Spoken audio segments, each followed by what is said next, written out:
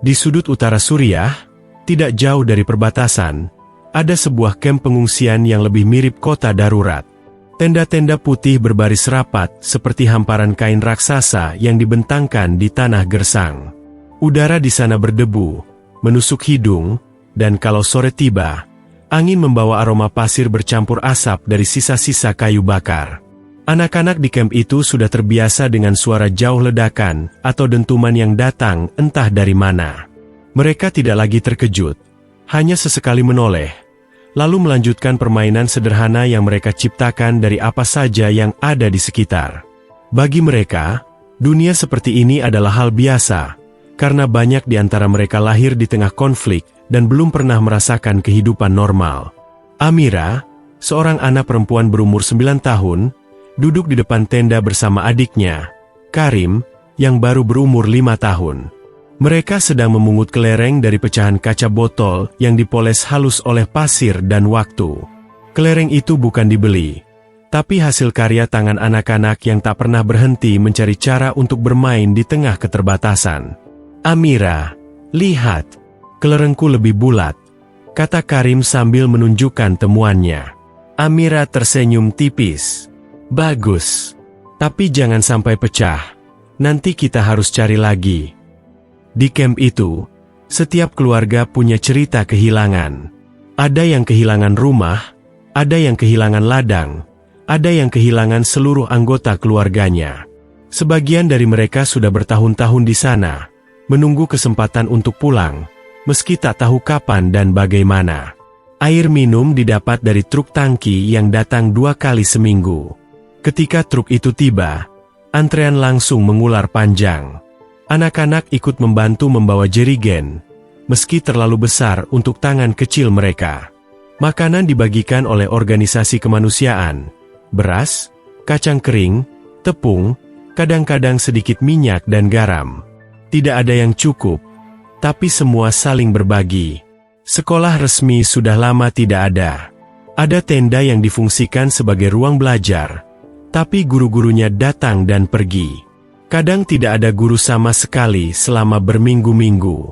Anak-anak belajar membaca dari sobekan buku bekas, papan tulis kecil, atau coretan di tanah. Di tengah kondisi seperti itu, yang paling terasa hilang bukan hanya rumah atau makanan, tapi rasa aman.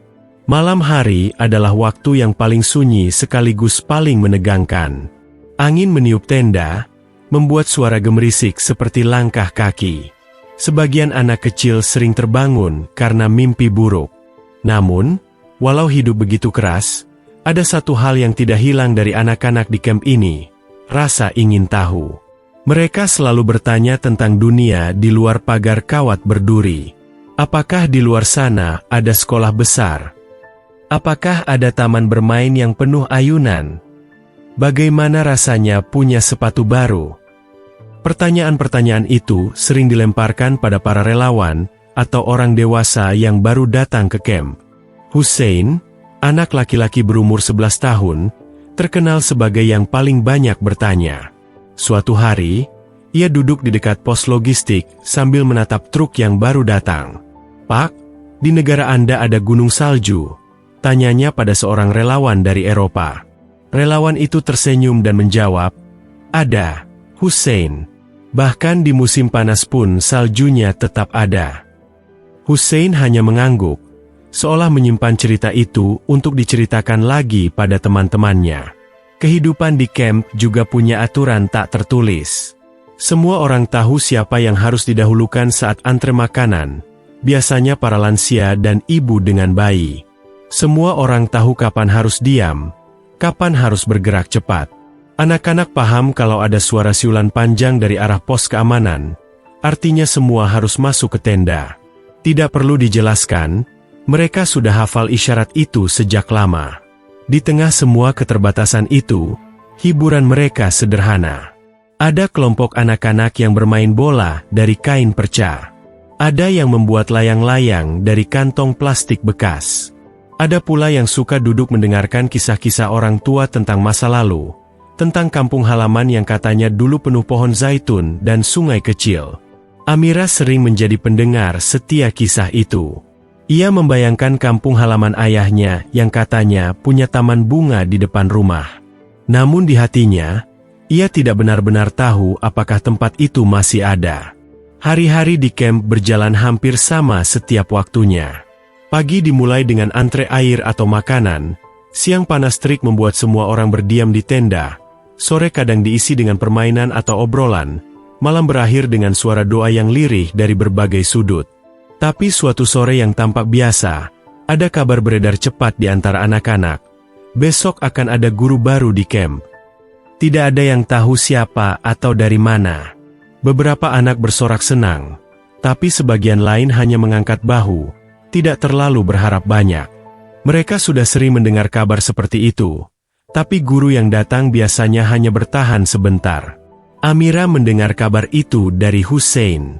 Katanya guru itu dari negara yang jauh sekali, bahkan lebih jauh dari Eropa, kata Hussein dengan nada misterius. Jauh seperti apa? Tanya Amira. Entahlah. Katanya dari negeri yang penuh hutan dan laut, jawab Hussein, seolah sedang menceritakan negeri dongeng. Malam itu, anak-anak sulit tidur. Sebagian membicarakan guru baru itu, sebagian membayangkan pelajaran seperti apa yang akan mereka dapat. Karim, adik Amira, bahkan bertanya, kalau gurunya dari negeri jauh, apa dia bisa bahasa kita? Amira tidak tahu jawabannya, tapi di dalam hatinya, ada rasa penasaran yang tumbuh. Keesokan harinya, suasana kamp agak berbeda. Di dekat tenda belajar, beberapa orang dewasa sedang menyiapkan kursi kayu dan papan tulis. Anak-anak mulai berkumpul, duduk di tanah atau berdiri di pinggir, menunggu.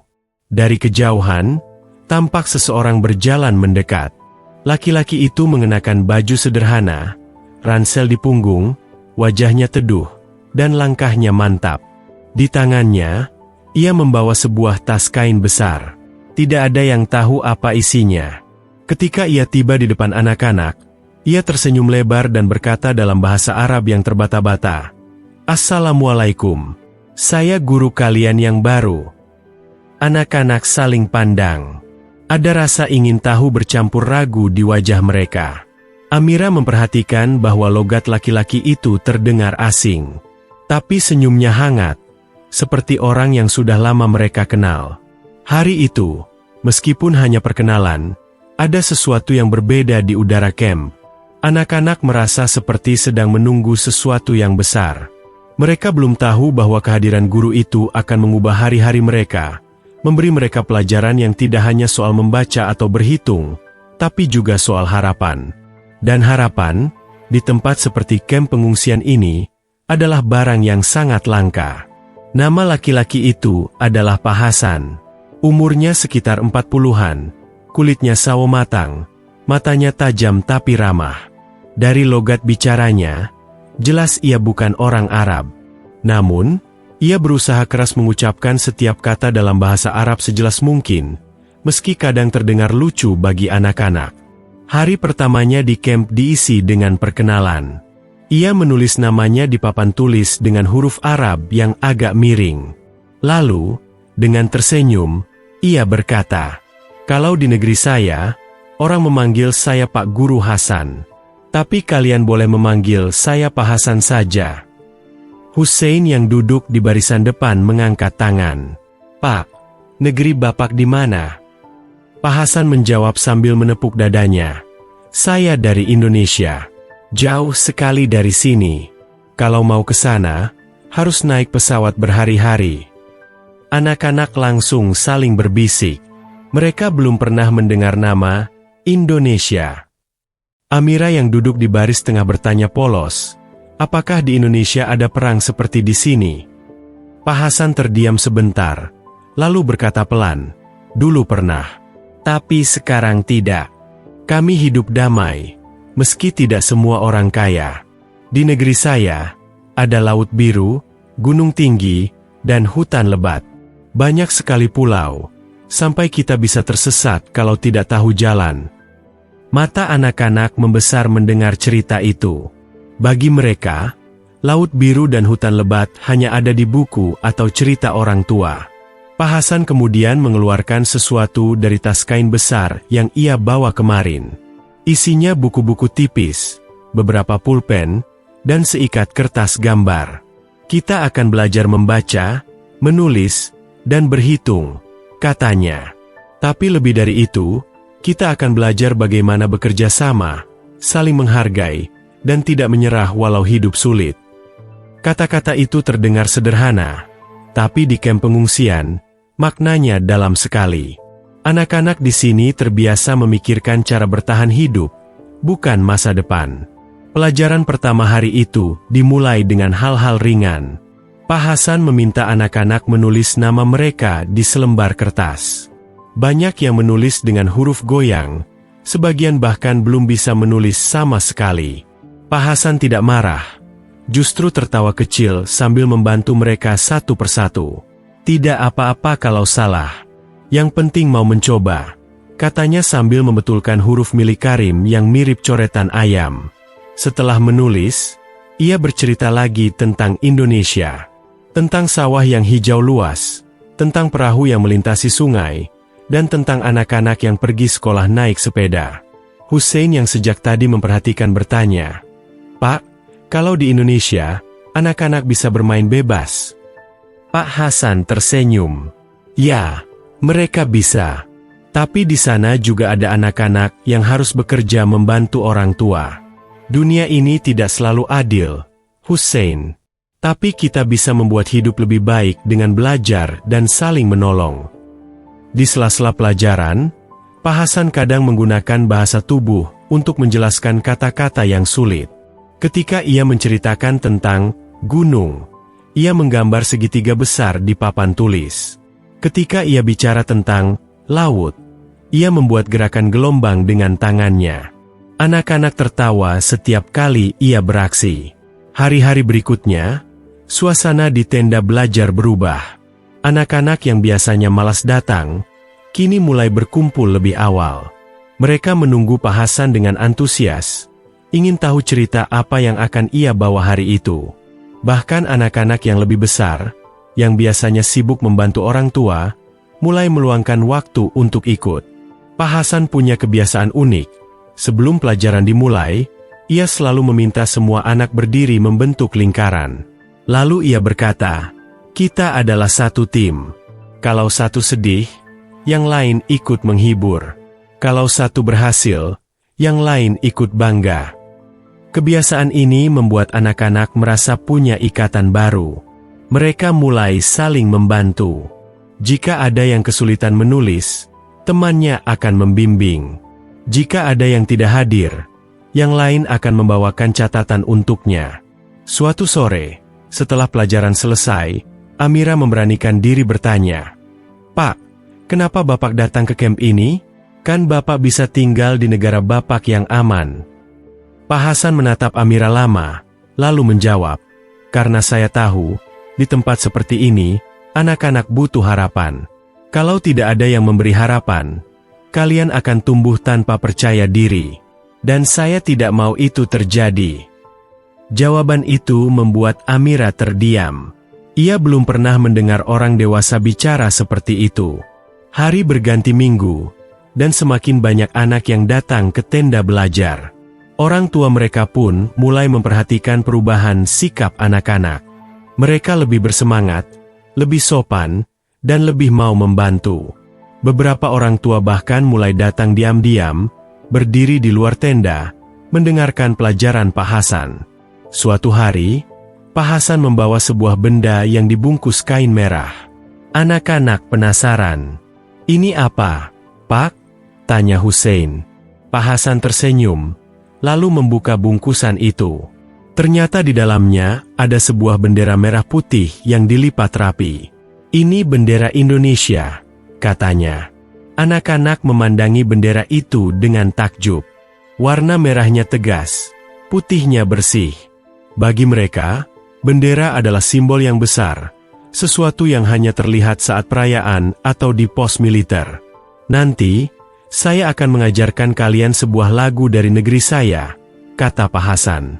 "Lagu ini sangat penting bagi kami. Lagu ini membuat kami selalu ingat bahwa persatuan dan semangat adalah kunci untuk bangkit. Anak-anak langsung berisik dengan pertanyaan. Apa judulnya, Pak? Apakah sulit dinyanyikan? Apakah dalam bahasa Indonesia? Pak Hasan hanya tersenyum dan menjawab, kita akan mulai besok, dan kalian akan tahu kenapa lagu ini begitu berarti. Malam itu, kabar tentang lagu dari negeri jauh menyebar cepat di kamp. Anak-anak membicarakannya sambil menyalakan api kecil di depan tenda. Sebagian mencoba menebak-nebak bagaimana bunyinya. Ada yang mengira lagunya seperti musik dari film, ada yang membayangkan itu lagu tentang laut atau gunung. Tapi tidak ada yang benar-benar tahu. Yang mereka tahu hanyalah, guru baru ini membawa sesuatu yang berbeda. Sesuatu yang membuat mereka lupa sejenak pada debu, pada dentuman jauh, dan pada kenyataan pahit bahwa mereka tinggal di kamp pengungsian. Dan di tengah malam yang dingin itu, untuk pertama kalinya dalam waktu lama, banyak anak tidur dengan senyum di wajahnya. Mereka menunggu esok, bukan dengan rasa takut, tapi dengan rasa penasaran. Pagi itu, udara kamp terasa sedikit lebih hangat dari biasanya. Anak-anak berlarian menuju tenda belajar. Mereka membawa rasa penasaran yang sudah terkumpul sejak semalam. Hari ini, Pak Hasan berjanji akan mengajarkan lagu dari negerinya. Lagu yang katanya sangat berarti bagi rakyatnya. Pak Hasan sudah berdiri di depan tenda, membawa gitar tua yang warnanya sudah pudar. Tali gitarnya terlihat diganti dengan tali sepatu, tapi tetap terdengar nyaring. Anak-anak duduk melingkar, beberapa memandang gitar itu dengan kagum, sebagian lain tertawa kecil karena belum pernah melihat alat musik dari dekat. Baik, kata Pak Hasan sambil menepuk-nepuk gitar. Hari ini kita akan belajar lagu kebangsaan Indonesia. Namanya Indonesia Raya. Hussein mengangkat tangan. Pak, lagu kebangsaan itu apa? Lagu kebangsaan, jawab Pak Hasan, adalah lagu yang dinyanyikan oleh rakyat suatu negara untuk menunjukkan rasa cinta mereka pada tanah airnya. Lagu ini mengingatkan kita tentang persatuan, perjuangan, dan harapan. Amira mengerutkan kening. Tapi kita kan bukan orang Indonesia, Pak. Kenapa kita harus belajar lagu itu? Pak Hasan tersenyum. Pertanyaan yang bagus. Kita memang bukan orang Indonesia. Tapi lagu ini punya pesan yang bisa dirasakan semua orang, dimanapun mereka berada. Pesan tentang bersatu dan tidak menyerah. Dua hal itu penting, apalagi di tempat seperti ini. Pak Hasan lalu menulis kata-kata di papan tulis, Indonesia tanah airku, tanah tumpah darahku. Ia menjelaskan artinya. Tanah airku berarti tanah tempat kita lahir, tempat kita tumbuh. Tumpah darah artinya tempat di mana kita berjuang dan membela diri. Karim yang duduk di dekat Amira bertanya polos, jadi kalau kami menyanyikannya, kami sedang membela kamp ini. Pak Hasan mengangguk pelan. Bisa dibilang begitu.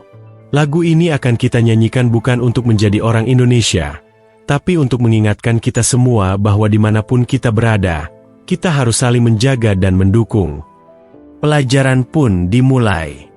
Pak Hasan memetik gitar pelan, memainkan nada awal lagu. Nadanya terdengar berbeda dari lagu-lagu Arab yang biasa mereka dengar. Nada itu naik perlahan, lalu turun dengan lembut, membawa rasa hikmat yang membuat anak-anak terdiam. Ia mulai menyanyikan bait pertama, suaranya berat tapi jelas. Indonesia tanah airku. Anak-anak mencoba mengikuti, tapi lidah mereka kaku. Bahasa Indonesia terdengar asing, terutama bunyi NG, yang membuat mereka tersendat-sendat. Pak Hasan tidak terburu-buru. Ia memecah lagu menjadi potongan-potongan pendek, mengulang sampai anak-anak mulai bisa mengucapkannya. Beberapa anak mulai tersenyum saat mereka berhasil menyanyikan satu baris tanpa salah. Hussein bahkan menepuk bahunya sendiri, bangga. Setelah 1 jam, mereka baru sampai pada bait pertama. Pak Hasan menutup pelajaran hari itu dengan berkata, kita tidak terburu-buru. Lagu ini harus dinyanyikan dengan hati, bukan hanya mulut. Besok kita lanjutkan. Keesokan harinya, tenda belajar kembali penuh. Anak-anak datang lebih awal. Sebagian sudah mencoba mengulang kata-kata dari kemarin. Pak Hasan membawa bendera merah putih dan menempelkannya di dinding tenda dengan penjepit kayu. Setiap kali kita menyanyi, katanya, kita akan melihat bendera ini. Bayangkan bendera kalian sendiri, bayangkan tanah air kalian sendiri, lalu nyanyikan lagu ini seolah itu adalah lagu kalian. Hari itu mereka belajar bait kedua. Lebih sulit karena ada kata-kata yang panjang. Tapi suasana kelas terasa hangat. Ada tawa setiap kali seseorang salah sebut kata. Ada tepuk tangan setiap kali seseorang berhasil menyanyikan satu baris penuh. Amira yang awalnya ragu mulai ikut bernyanyi, meski pelan-pelan. Ia teringat kata-kata Pak Hasan, lagu ini bukan soal menjadi orang Indonesia, tapi soal mengingatkan diri untuk bersatu. Seminggu berlalu, dan lagu Indonesia Raya mulai terdengar di camp setiap pagi. Anak-anak menyanyikannya sambil berdiri tegak. Beberapa orang tua datang melihat dari kejauhan. Ada yang tersenyum, ada yang menatap dengan mata berkaca-kaca. Suatu sore, Hussein bertanya, "Pak, di Indonesia, apa orang-orang benar-benar bersatu?" Pak Hasan menarik napas. Tidak selalu. Sama seperti di semua negara, kadang ada perbedaan, kadang ada pertengkaran. Tapi lagu ini mengingatkan kami bahwa di atas semua perbedaan itu, ada tanah air yang harus dijaga bersama. Hussein mengangguk, lalu berkata, "Kalau begitu, mungkin kita juga perlu lagu seperti ini untuk camp kita." Pak Hasan menepuk bahunya. "Bisa saja. Tapi untuk sekarang, kita pinjam lagu ini dulu. Biar semangatnya mengalir ke kita." Malam itu, saat anak-anak duduk di depan tenda, mereka mulai menyenandungkan potongan lagu yang baru mereka hafal. Suaranya belum serempak, ada yang cepat, ada yang lambat, tapi terdengar tulus. Di bawah cahaya lampu minyak, Pak Hasan melihat mereka dari kejauhan. Ia tahu, sesuatu sedang tumbuh di hati anak-anak ini. Bukan hanya rasa ingin tahu, tapi juga rasa memiliki terhadap sesuatu yang lebih besar dari diri mereka sendiri. Dan itu baru permulaan. Suasana tenda belajar yang selama ini hangat mulai terasa sedikit berbeda. Setelah hampir 2 minggu belajar Indonesia Raya, beberapa anak mulai bertanya-tanya, bahkan merasa ragu. Keraguan itu pertama kali terdengar dari Yasser, anak laki-laki berusia 10 tahun yang biasanya jarang bicara. Hari itu, setelah kelas selesai, ia menghampiri Pak Hasan sambil menunduk. "Pak, saya ingin bertanya, kenapa kita harus menyanyikan lagu negara lain? Bukankah kita punya lagu sendiri?" Pertanyaan itu sederhana, tapi nadanya serius. Pak Hasan tersenyum tipis. "Kamu benar, Yasser. Kalian memang punya lagu sendiri. Lagu ini bukan untuk menggantikan itu. Lagu ini kita nyanyikan untuk mengingatkan bahwa persatuan bisa dirasakan oleh siapa saja, bahkan oleh orang yang berbeda bangsa." Yasser tidak menjawab. Ia hanya mengangguk pelan dan berjalan pergi. Tapi ternyata, pembicaraan itu tidak berhenti di situ. Malamnya, beberapa orang tua mulai membicarakan hal yang sama di dekat pos distribusi makanan. "Apa gunanya lagu itu untuk anak-anak kita?" kata seorang ibu sambil menuang air ke jerigen. "Mereka butuh belajar bahasa dan pelajaran sekolah, bukan lagu yang bahkan bukan dari negeri kita." Seorang ayah menimpali, "Saya setuju. Saya tidak mau anak saya melupakan lagu-lagu dari kampung halaman kita." Kabar itu akhirnya sampai juga ke telinga anak-anak. Beberapa mulai ragu untuk datang ke kelas. Hussein, yang biasanya selalu bersemangat, terlihat murung. Amira bahkan tidak datang 2 hari berturut-turut. Pak Hasan menyadari ada yang berubah.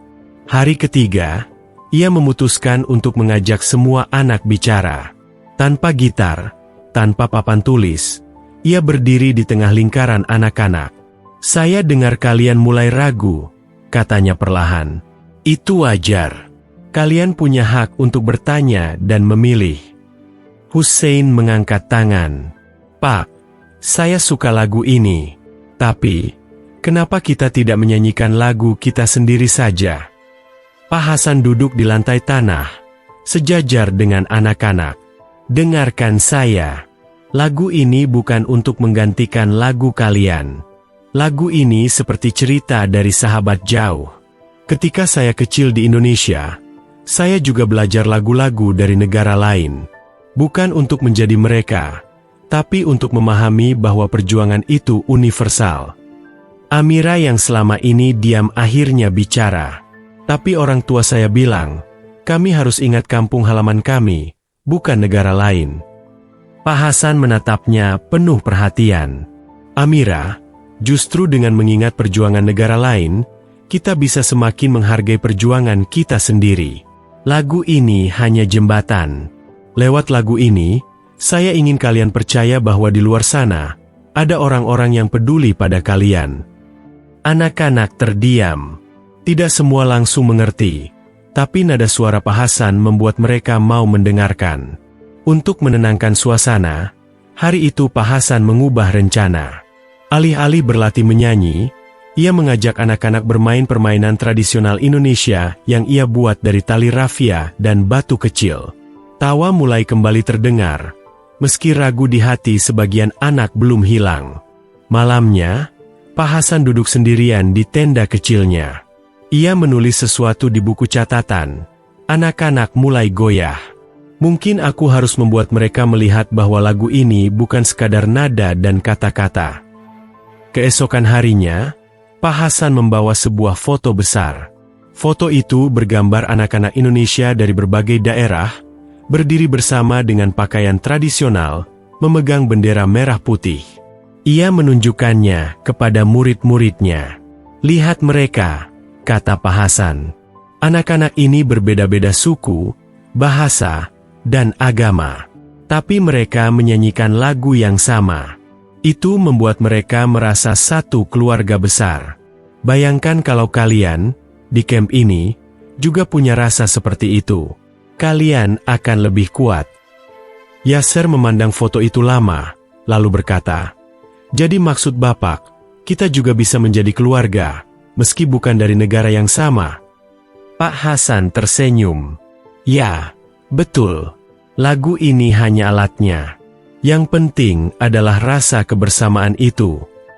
Perlahan, semangat mulai kembali. Beberapa anak yang sempat absen datang lagi. Amira membawa adiknya, Karim, yang langsung duduk di barisan depan. Hussein bahkan mengusulkan agar setelah menyanyikan Indonesia Raya, mereka juga menyanyikan lagu daerah mereka. Pak Hasan setuju. Mulai besok, kita akan nyanyikan 2 lagu. Satu dari saya, satu dari kalian. Kita belajar menghargai keduanya. Ide itu ternyata membuat semua orang senang. Anak-anak merasa lagu dari Pak Hasan bukan lagi ancaman bagi identitas mereka, melainkan tambahan yang memperkaya mereka. Namun, tidak semua tantangan hilang. Masih ada beberapa orang tua yang memandang sinis saat melihat anak-anak berbaris dan menyanyi dalam bahasa asing. Beberapa bahkan berbisik-bisik saat melewati tenda belajar. Pak Hasan tidak membalas komentar itu. Ia tahu, perubahan butuh waktu. Yang terpenting baginya adalah menjaga semangat anak-anak agar tetap menyala. Dan di hari-hari berikutnya, ia mulai melihat tanda-tanda kecil. Anak-anak bernyanyi lebih lantang. Mereka tersenyum saat menyebut kata-kata yang dulu sulit diucapkan, dan mereka mulai saling mengoreksi satu sama lain jika ada yang salah lirik. Keraguan memang sempat masuk, tapi perlahan digantikan rasa ingin mencoba lagi. Pak Hasan tahu, perjalanan ini belum selesai. Tapi ia juga tahu, api kecil yang sudah dinyalakan di hati anak-anak ini akan sulit padam, selama ada alasan untuk terus bernyanyi bersama. Pagi itu, udara di camp cukup dingin. Kabut tipis menyelimuti barisan tenda, dan bau roti pipih yang sedang dipanggang menyebar dari sudut dapur umum. Anak-anak sudah berkumpul di tenda belajar. Sebagian masih menggosok-gosok tangan untuk menghangatkan diri. Hari ini berbeda. Sejak semalam, Pak Hasan memberitahu bahwa mereka akan mencoba menyanyikan Indonesia Raya dari awal sampai akhir, tanpa terhenti. Semua anak datang dengan semangat bercampur rasa gugup. Pak Hasan berdiri di depan, bendera merah putih tergantung di belakangnya. Di samping bendera itu, ada selembar kain putih polos yang dibawa Hussein dari rumahnya. "Itu bendera kita," kata Hussein dengan bangga. "Memang polos, tapi itu melambangkan kita semua di sini." Pak Hasan tersenyum lebar. "Bagus sekali. Hari ini, kita nyanyikan 2 lagu. Pertama lagu kalian, lalu Indonesia Raya. Ingat, ini bukan lomba. Ini tentang menyanyi dengan hati."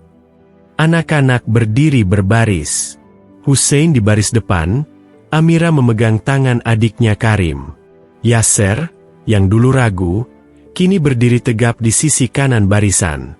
Mereka mulai dengan lagu dari kampung halaman mereka. Suaranya pelan di awal, tapi semakin lama semakin kuat. Ada raut bangga di wajah setiap anak, seolah sedang mengirim salam pada kampung yang jauh. Beberapa orang tua yang menonton dari luar tenda mengangguk-angguk. Bahkan ada yang menyeka mata. Begitu lagu pertama selesai, Pak Hasan memberi isyarat untuk langsung mulai Indonesia Raya.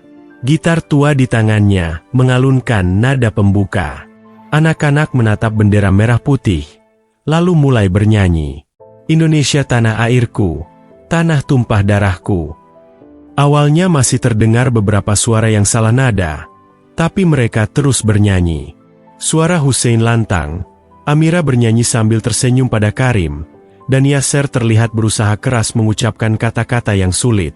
Di tengah lagu, sesuatu yang tak terduga terjadi. Anak-anak mulai saling menatap dan tersenyum, seolah lagu itu bukan lagi milik Indonesia saja, tapi juga milik mereka. Lirik yang asing di lidah kini mengalir lebih lancar. Ketika mereka sampai di bagian akhir, "Indonesia Raya, Merdeka, Merdeka." Suara mereka naik, nyaris seperti teriakan penuh semangat. Tepuk tangan pecah begitu lagu selesai. Beberapa anak langsung memeluk satu sama lain. Pak Hasan terdiam sesaat. Ia menatap anak-anak itu seperti sedang melihat sesuatu yang berharga sekali. "Kalian hebat," katanya pelan. "Kalian baru saja membuktikan bahwa lagu bisa menyatukan siapa saja." Sejak hari itu, nyanyian Indonesia Raya menjadi kebiasaan di camp. Setiap pagi sebelum belajar, mereka menyanyikan 2 lagu. Satu dari tanah air mereka, satu dari negeri jauh bernama Indonesia. Yang menarik, lagu itu mulai mempengaruhi cara mereka bersikap. Hussein yang biasanya egois dalam bermain bola, mulai mau berbagi giliran. Amira yang pemalu mulai berani berbicara di depan kelas. Yasser, yang awalnya enggan ikut bernyanyi, kini justru menjadi yang paling bersemangat mengajak teman-temannya hadir di tenda belajar. Bahkan anak-anak yang lebih kecil ikut-ikutan. Mereka mungkin belum hafal liriknya, tapi mereka menirukan gerakan berdiri tegak dan menaruh tangan di dada.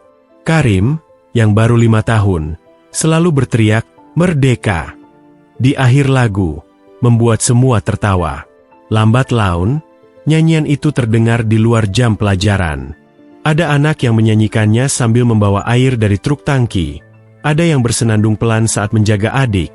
Ada yang melakukannya sambil memandang langit malam. Pak Hasan tahu, ini lebih dari sekadar lagu.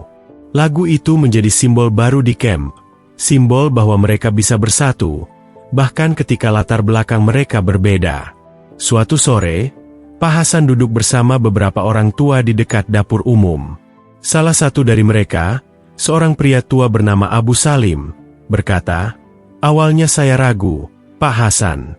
Tapi sekarang, setiap kali mendengar anak-anak menyanyi, hati saya terasa lebih ringan. Mereka seperti punya semangat baru." Pak Hasan hanya tersenyum. "Itulah yang saya harapkan, Abu Salim. Semangat itu penting, apalagi di tempat seperti ini."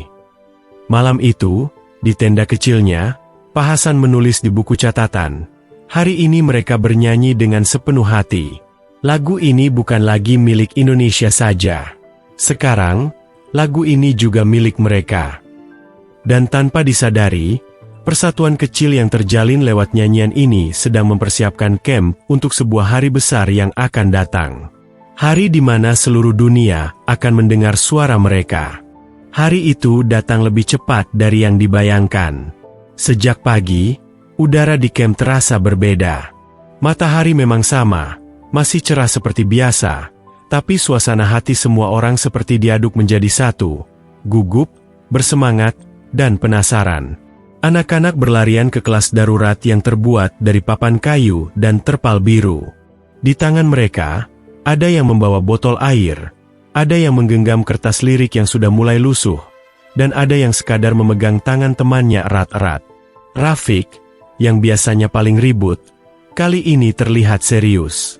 Ia berdiri di sudut ruangan sambil berlatih gerakan berdiri tegap seperti yang diajarkan Pak Budi. Omar dan Yasmin duduk berdampingan, berbisik-bisik sambil tersenyum malu.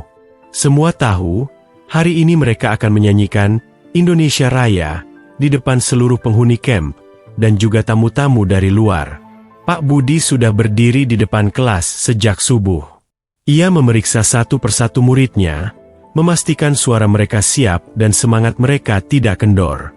Ingat, katanya sambil tersenyum, bukan soal suara siapa yang paling bagus. Ini tentang hati. Nyanyikan dengan hati kalian. Sebelum latihan terakhir dimulai, Pak Budi mengajak anak-anak duduk melingkar. Ia bercerita sebentar tentang sejarah kemerdekaan Indonesia, tentang bagaimana rakyatnya dulu bersatu melawan penjajahan. Lagu ini pernah menguatkan kami, katanya. Suaranya sedikit bergetar. Siapa tahu, hari ini lagu ini juga akan menguatkan kalian. Menjelang siang, halaman tengah kamp sudah dipenuhi orang. Warga kamp duduk di kursi plastik yang diatur seadanya. Beberapa relawan dan perwakilan organisasi kemanusiaan dari luar negeri juga hadir. Ada kamera yang sudah dipasang di sudut, entah siapa yang menyiapkannya. Ketika anak-anak mulai berbaris, suasana mendadak hening. Nafas mereka terdengar jelas. Omar memandang ke arah penonton, lalu cepat-cepat menunduk. Yasmin menatap Rafiq, dan mereka saling memberi anggukan kecil. Pak Budi memberi aba-aba. Musik latar sederhana dari pengeras suara tua mulai terdengar. Anak-anak serentak berdiri tegak. Lalu, mereka mulai menyanyi. Indonesia tanah airku. Suara mereka tidak sempurna. Ada yang fals, ada yang sedikit terlambat, ada yang suaranya terlalu pelan. Tapi ada sesuatu yang jauh lebih kuat dari sekadar harmoni, ketulusan. Mata beberapa penonton mulai berkaca-kaca. Anak-anak menyanyi dengan tatapan yang lurus dan penuh keyakinan. Mereka tidak hanya mengucapkan kata-kata dalam bahasa yang bukan bahasa ibu mereka, tapi juga menyampaikan pesan, bahwa di tengah penderitaan, mereka masih mampu memegang mimpi dan rasa persatuan. Ketika bagian, bangunlah jiwanya, bangunlah badannya. Berkumandang, beberapa anak mulai tersenyum, seolah-olah merasakan kekuatan yang mengalir di antara mereka. Dan ketika mereka menutup lagu dengan teriakan, Indonesia Raya, Merdeka, Merdeka, penonton langsung berdiri, memberi tepuk tangan panjang. Pak Budi sendiri nyaris tak mampu berkata apa-apa. Ia hanya menatap murid-muridnya sambil menahan haru. Ada rasa bangga yang sulit dijelaskan. Bukan karena mereka berhasil menyanyikan lagu itu dengan baik, tapi karena ia melihat sesuatu yang jarang ia lihat di kamp ini. Mata anak-anak yang bersinar. Sore itu, banyak yang masih membicarakan momen tersebut. Beberapa warga kamp berkata bahwa mereka merasakan kekuatan aneh, seperti sedang diingatkan bahwa harapan masih ada. Bahkan beberapa relawan asing mengaku tak pernah melihat anak-anak pengungsi menyanyi dengan semangat seperti itu. Pak Budi menutup hari itu dengan satu kalimat pada murid-muridnya. Kalian mungkin belum sadar, tapi hari ini, kalian baru saja membuat sejarah kecil di kamp ini. Keesokan harinya, suasana di kamp berbeda. Orang-orang berkumpul di sekitar sebuah ponsel tua milik relawan medis. Layarnya kecil, tapi semua mata terpaku. Video anak-anak Suriah menyanyikan Indonesia Raya sudah menyebar di media sosial. Awalnya hanya dibagikan oleh seorang jurnalis lepas, namun dalam beberapa jam, video itu diunggah ulang oleh ribuan akun di berbagai negara. Di kolom komentar, bahasa-bahasa dari seluruh dunia bercampur. Indonesia, Inggris, Arab, Perancis, bahkan Jepang. Ada yang menulis, tidak perlu mengerti bahasanya, tapi saya merasakan kekuatan di balik nyanyian ini. Ada juga yang berkata, anak-anak ini mengingatkan saya bahwa persatuan bisa melampaui batas negara. Beberapa media besar mulai menghubungi relawan di camp. Mereka ingin tahu siapa guru yang mengajarkan lagu itu. Tapi sang guru, dengan senyum kecil, hanya berkata, saya hanya ingin mereka percaya bahwa dunia tidak melupakan mereka. Organisasi kemanusiaan internasional pun ikut tersentuh. Bantuan mulai mengalir, dari makanan, pakaian, hingga buku tulis. Bahkan, beberapa sekolah di Indonesia mengirimkan surat-surat dan gambar buatan anak-anak untuk dikirimkan ke kamp pengungsian. Bagi anak-anak Suriah di kamp itu, mereka tidak sepenuhnya mengerti betapa luasnya video itu tersebar. Tapi mereka merasakan sesuatu yang belum pernah hadir sebelumnya. Dunia melihat mereka. Dunia mendengar suara mereka. Di tengah tenda-tenda kumuh yang diterpa angin malam, nyanyian Indonesia Raya itu kini menjadi pengingat bahwa meski mereka lahir di tanah perang, suara mereka bisa menembus batas, menggetarkan hati, dan membangkitkan harapan yang nyaris padam. Beberapa bulan kemudian, udara di camp terasa berbeda. Bukan hanya karena musim semi mulai menghangatkan tanah, tetapi karena kabar gembira datang. Seorang perwakilan dari Organisasi Kemanusiaan Indonesia tiba, membawa undangan khusus. 5 anak dari camp akan dibawa ke Jakarta untuk mengikuti acara persahabatan antar bangsa. Ketika nama-nama dipanggil, mata mereka berbinar. Bagi anak-anak itu, ini bukan sekadar perjalanan. Ini adalah mimpi yang tak pernah mereka berani ucapkan. Sang guru, yang selama ini mengajarkan lagu-lagu dan harapan, ikut mendampingi. Perjalanan panjang dari camp menuju bandara penuh tawa gugup. Mereka memandang keluar jendela bus, seolah ingin menyimpan setiap detail dunia di luar tenda. Setibanya di Jakarta, anak-anak itu disambut dengan pelukan hangat dan sorak-sorai. Di panggung besar, di hadapan ribuan orang, mereka kembali menyanyikan Indonesia Raya. Namun kali ini, suaranya lebih lantang, lebih penuh keyakinan. Dan di antara tepuk tangan meriah, sang guru tersenyum. Ia tahu, nyanyian ini telah menjadi jembatan yang menghubungkan hati, dari tanah perang menuju tanah persaudaraan.